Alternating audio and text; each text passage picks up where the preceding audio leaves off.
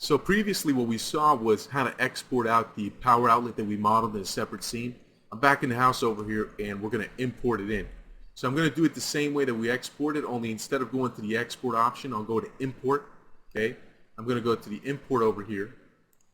When I go to import, it's going to automatically look in the input folder, so it's not there. If you remember, we placed it in the export folder, and there it is, poweroutlet.obj. So I'll hit open. It's going to ask me some questions here.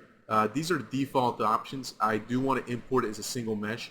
I want to make sure that I want to import it as an editable poly, so I want to make sure I have that checked on. I do not want to retriangulate polygons.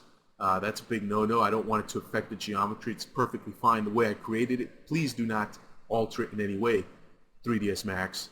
So we also have some presets here in case you're coming from Softimage or ZBrush or Mudbox or anything. I'm not going to use any of the presets. I'm just going to go ahead and hit import. It tells me importing, and it imports it in. And there it is, but we have a problem. It's super huge. It's as big as our house. Well, that's not good unless people who are going to be moving into this house are planning on living inside a giant power outlet, which probably isn't the case. So what we're going to have to do is basically scale this guy down to a more manageable size. So how do we know what size to scale it down to? Well, as a good modeler, I've gone ahead and I've collected information, not just reference images, but I've actually taken measuring tape and I've actually measured out everyday common average power outlet on a wall. Very easy to do. And the measurements that I found that are pretty common are about 2 3/4 inches by 4.5 inches. So basically, wait, what are you talking about, Jack? Well, it's pretty simple. What I'm going to do is create myself a placeholder. So I'm going to go ahead and create a box. Okay, and I'm going to go into the box's parameters and I'm going to give it the length, width, and basically the height that I've been able to measure out in real life. So the height for this thing should be about 4.5 inches. So I'm going to come in here and I'm going to put 0 for feet, obviously, and I'm going to go with about 4.5 inches, and that's the height. The width is going to have to be about 2 3/4 inches, so I'm going to go ahead and put 0 feet and put 2.75 inches. Okay, now the length is too much right now, so I'm going to reduce the length. Now the length is literally about a centimeter, something like that. It's a very small amount, so I'm going to go with something about like this. Okay, and that's going to be my placeholder. I'm going to go to the power outlet here. I'm going to take the power outlet, I'm going to use the align tool here, and I'm going to align it to that little placeholder that I created. I want to align it to the center and center of the target and current object, and I'm going to hit OK. Now you can see that even though they're aligned, the power outlet is huge. So let me just take this guy and I'm going to scale it down using the regular scale tool here.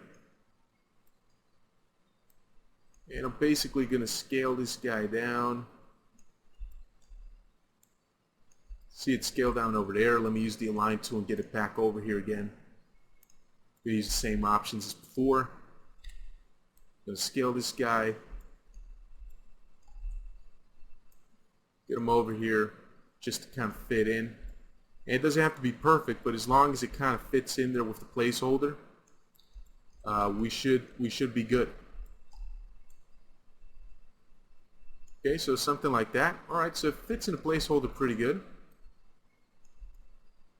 So there we go. It's fitting in pretty good. I'd say it's just right. So I'm going to take the placeholder and delete it since we don't need it anymore. Now that the power outlet is correct, there's one more thing that I want to do. I want to move that pivot point and I want to place it down here. So the way I'm going to do that easily is I'm going to hold down Shift and open up the quad menu, and I'm going to go to the grid and snap settings. And I'm going to turn off vertex snapping. I'm going to turn on midpoint snapping. Okay. And I'll close that. I'm going to go to the hierarchy tab, go to effect pivot point only. I'm going to take that pivot point and I'm going to snap it to this one right here. Okay, perfect. So that midpoint, that's exactly where I want it. Okay, so now that I did that, and you'll see in a moment why I did that. I'm going to zoom out here and take this guy and I'm going to place him against this wall that's right here. I'm just going to move them until it pretty much touches against the wall right there. Maybe pull them out just a little bit. Right there, so it's basically touching the wall right there. Okay, now I actually took a measuring tape and I didn't just measure the size of the power outlet, I also measured about the distance from the floor to the bottom of the power outlet right here. And what I found was that a pretty common distance is about 1 foot. Okay, so I'll take the transform typing tool, and that's the reason why I placed the pivot point at the bottom. So I can take this, I can put in 1 foot, and it's going to place it 1 foot from the floor to the bottom of the power outlet right there, which is the same way that I measured it in real life using the measuring tape. Okay, so I'm going to be pretty comfortable knowing that I've got myself a pretty good accurate measurement right there for that. So now the question is, where do we place these power outlets? So let's populate our scene with power outlets here. I'm going to place power outlets mainly in this area, since this area is going to be where we place our entertainment center and a few other things. So I'm going to place maybe one power outlet, maybe right here. And then I'm going to make a clone and place it maybe over here. I'll hit OK. Maybe I'll place one in the middle over here somewhere. So I'm going to take and make a clone there. And obviously this is wrong, so I'm going to rotate this guy 90 degrees this way. Place him against the wall. Just a bit, nice and easy right there. Just going to eyeball it and place it around the middle. Right there is pretty good. Okay. And maybe I'll place a couple more on this wall right here, in case the homeowners want to plug in some stuff. Maybe a karaoke machine or something, who knows. Okay, so I'll place this clone right here against the wall. Doesn't have to be too precise, but I am by nature a pretty picky person. So I'll place one of these maybe right there, and I'll clone this one and place another one maybe over here. Now I hit OK. And maybe just for the fun of it, I'll place maybe one there and maybe one right there as well. So I'll hit OK on that one right there. Make another clone. Now I got to rotate him 90 degrees this way.